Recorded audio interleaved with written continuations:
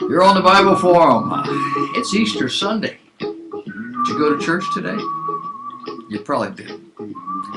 We're under a ban. I did.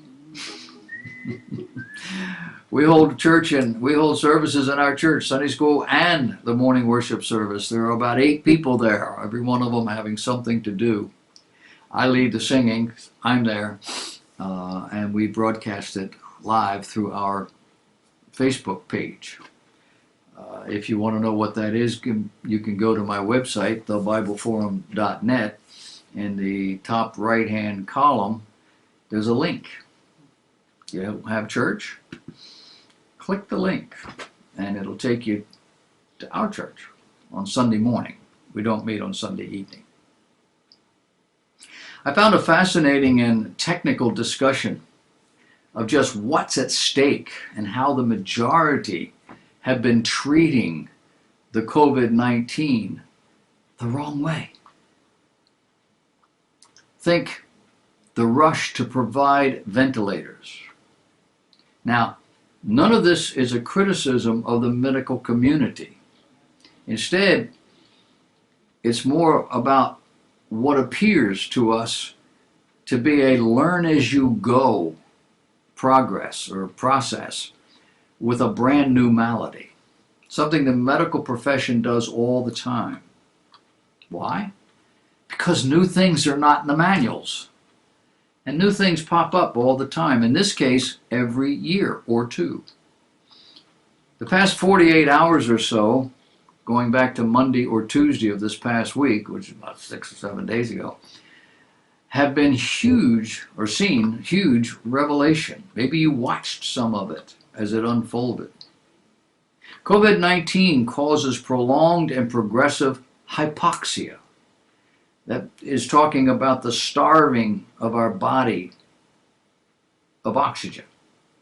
It does so by binding the heme groups, the red in our blood, to the globin, the protein fold, hemoglobin, red blood cells.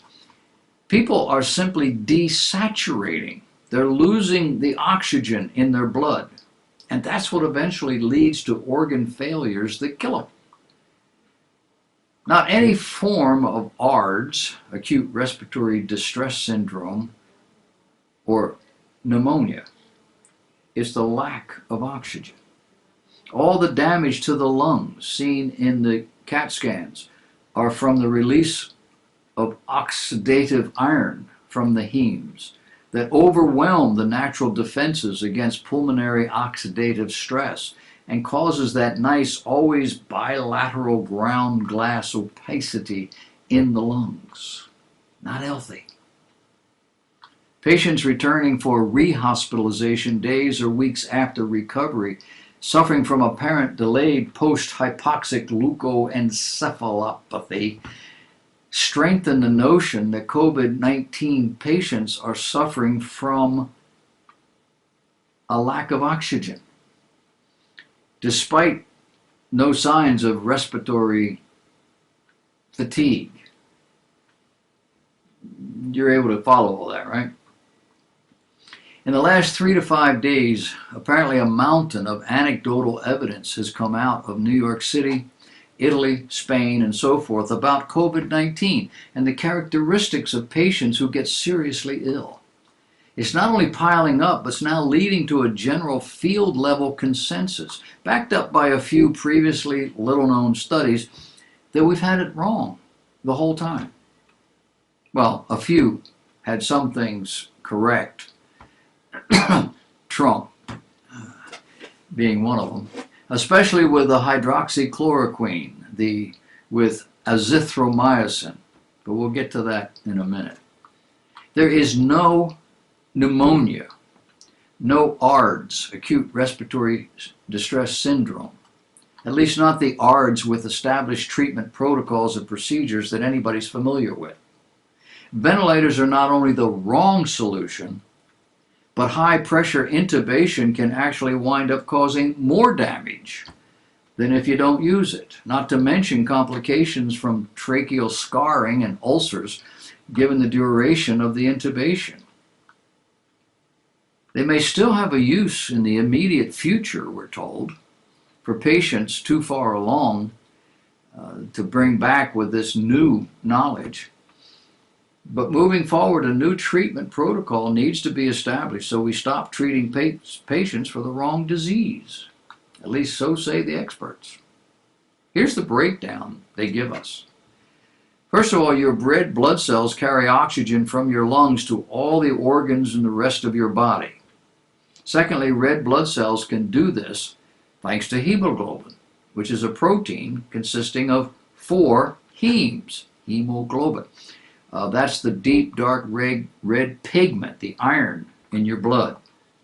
Hemes have a special kind of iron ion, which is normally quite toxic in its free form, locked away in its center with a porphyrin acting as its container.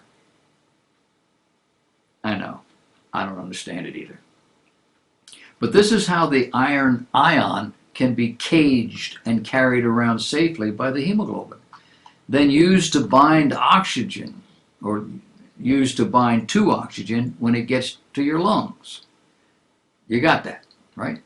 When the red blood cells get to the alveolus, I can't pronounce the plural form, the little sacs in your lungs where all the gas exchange happens, that special little iron ion can flip between an Fe2 plus and an Fe3 plus state with electron exchange and bond to some oxygen. And in that state, it goes on its merry way to deliver O2 elsewhere. See? You got that?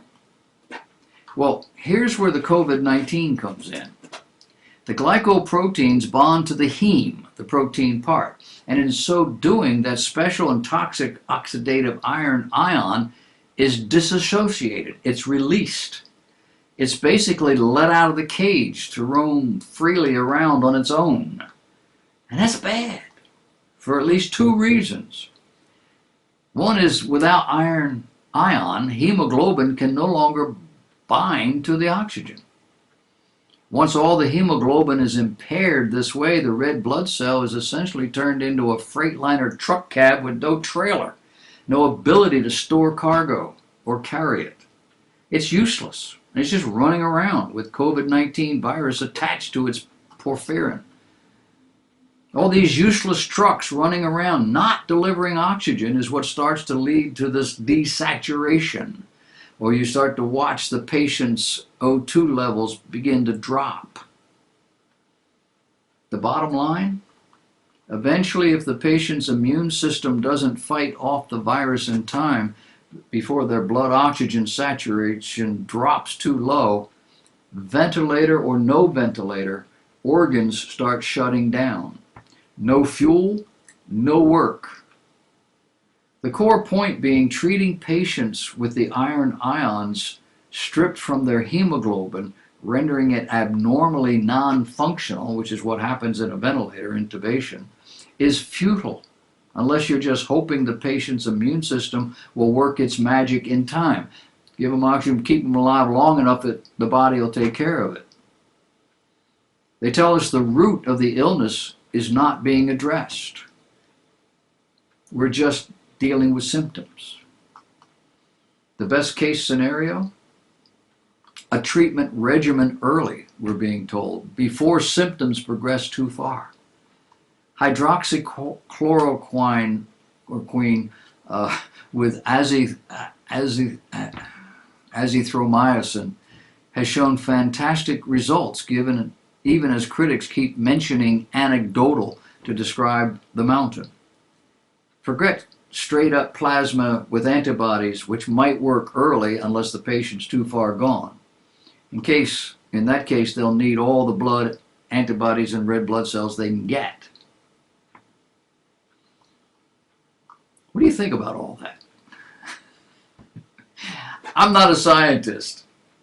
It's gobbledygook in a sense, but there's a logic to it. And it sounds like someone is getting it, and that we've been chasing the wrong enemy. I'm trusting that the medical profession knowing them as I do, will get it. They're very slow to move off of accepted treatment. But this thing is starting to show signs that it might be the miracle. Keep your ears and eyes open and see how this all works out. Maybe we got a handle on this thing.